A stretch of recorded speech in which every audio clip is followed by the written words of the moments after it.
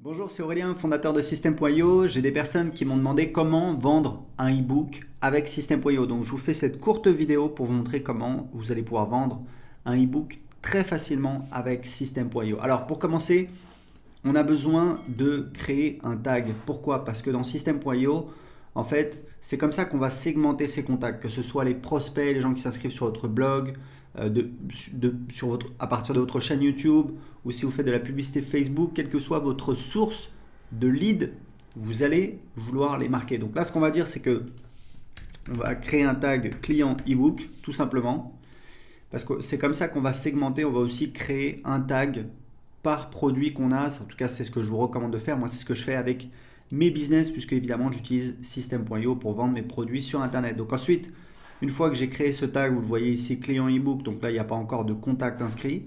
Je vais aller dans tunnel de vente et je vais créer un nouveau tunnel de vente. Donc on va mettre vente ebook. Voilà, on va choisir vendez vos produits, on va laisser euros. On peut choisir beaucoup de devises, mais on va laisser euros. Voilà, donc là j'ai un tunnel vraiment très très simple avec seulement une page de paiement.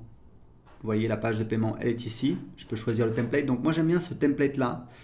C'est celui que j'utilise la plupart du temps. Voilà. Donc on peut, si vous voulez voir le template rapidement, voilà à quoi ça ressemble. Hop, hop, hop. On peut absolument changer tout ce qu'on veut. Donc je vais revenir en arrière. La page de remerciement, alors moi j'aime bien cette page là. Voilà. Et puis ce qu'on va faire, c'est qu'on va ajouter une page de vente, puisque évidemment, on va avoir besoin d'une page de vente pour vendre son ebook. Alors, c'est pas tout le temps le cas, mais en général, c'est le cas. Donc, je vais choisir page de vente. Hop, je vais la rajouter. Je vais la mettre en premier dans mon tunnel. Et je vais choisir, voilà, j'ai cette page-là qui est une des pages de vente pour mes formations. Voilà, je vais enregistrer.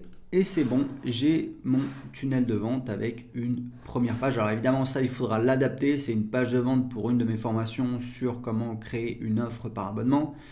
Donc ce qu'on va faire, c'est qu'on va juste laisser ça comme ça. Mais je vais vous montrer la configuration. En fait, le truc, c'est que quand vous vendez votre e-book, vous avez besoin d'envoyer l'e-book, de donner accès à l'e-book à vos acheteurs. Donc en fait, pour ça, dans System.io, en théorie, il y a plusieurs solutions.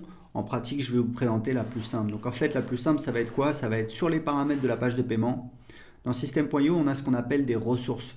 Ça, c'est vraiment quelque chose d'absolument génial parce qu'on s'est rendu compte qu'en fait, on n'a pas besoin de créer vraiment de produits. Vous voyez, je peux aller dans vente ici, je vais aller dans produits, mais ça, en fait, c'est pour produits physiques. Il faudrait qu'on le change, qu'on mette produit physique, puisqu'en fait, pour vendre un produit digital, on s'est rendu compte qu'on n'a pas besoin de créer de produit, ce qui est juste beaucoup plus simple. Pourquoi? Parce qu'on a ce mécanisme des ressources où en fait c'est quand il y a quelqu'un qui effectue un achat sur cette page, quelles sont les ressources auxquelles on va lui donner accès. Donc typiquement, ça va être, on va lui ajouter un tag.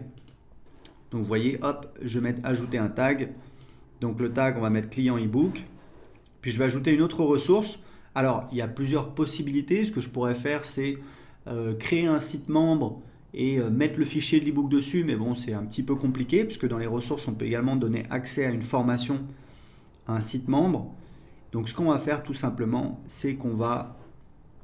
donc on a ajouté le tag, et ce qu'on va faire, c'est que, voilà, donc on ne peut pas le faire directement là, je vais vous montrer, en fait, on va envoyer un email, tout simplement. Donc on va enregistrer, voilà, enregistrer l'étape de l'entonnoir.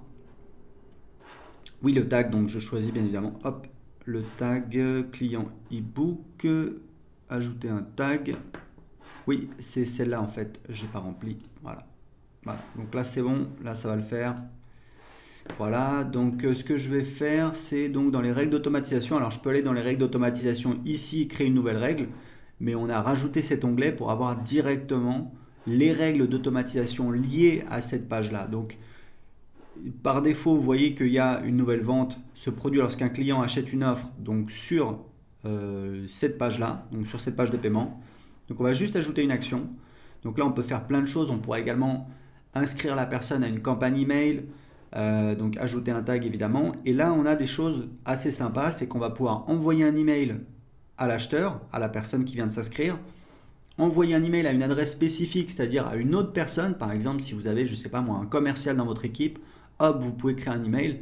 Et là, appeler un webhook, c'est un petit peu plus technique. Grosso modo, vous allez pouvoir communiquer avec un autre logiciel. Par exemple, si vous voulez utiliser un autre autorépondeur comme ActiveCampaign, vous allez pouvoir appeler un webhook qui va pouvoir en fait envoyer les coordonnées du client et ajouter votre client dans un autre logiciel comme ActiveCampaign ou un autre logiciel de CRM. Donc, on ne va pas s'occuper de ça aujourd'hui, c'est un petit peu différent.